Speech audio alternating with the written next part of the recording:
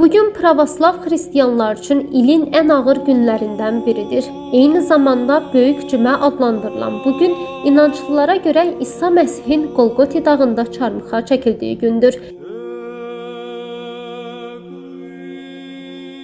Xristian kilsəsi bu günü İsa'nın çarmıxa çəkilməsi, çarmıxdan endirilməsi və dəfinini yad edir.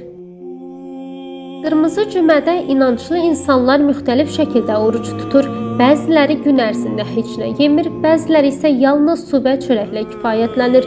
Axşam saatlarında isə Pasxa yumurtalarının boyanması adəti yerinə yetirilir.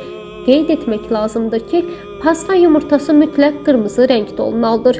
Başqa hər hansı rəngə boyanmış yumurtanın xristian ənənəsi ilə heç bir əlaqəsi yoxdur. Bugün həmçinin Pasxa çörəkləri bişirilir. Bu çörəklər də dini məna daşıyır və İsa'nın dirilişinə hazırlığın bir hissəsidir. Maraqlıdır ki, rənglənmiş yumurtalarla bağlı ilk yazılı mənbə 10-cu əsrə Yunanistandakı müqəddəs Anastasiya monastırında saxlanılan bir əlyazmaya dayanır. Pasxa bayramı bu il 20 aprel tarixinə təsadüf edir. Xristian inancına görə bugün İsa Peyğəmbərin dirilməsi qeyd olunur və dirilmə günü adlandırılır. Bu hadisə xristian inancına görə insanlığın günahdan qurtuluşunun simvoludur.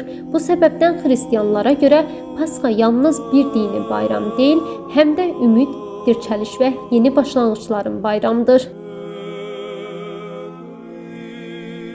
Pasxaya hazırlıq dövrü 40 günlük oruç. Bu müqəddəs günə ruhi və fiziki təmizlənmə ilə çatmaq məqsəd daşıyır.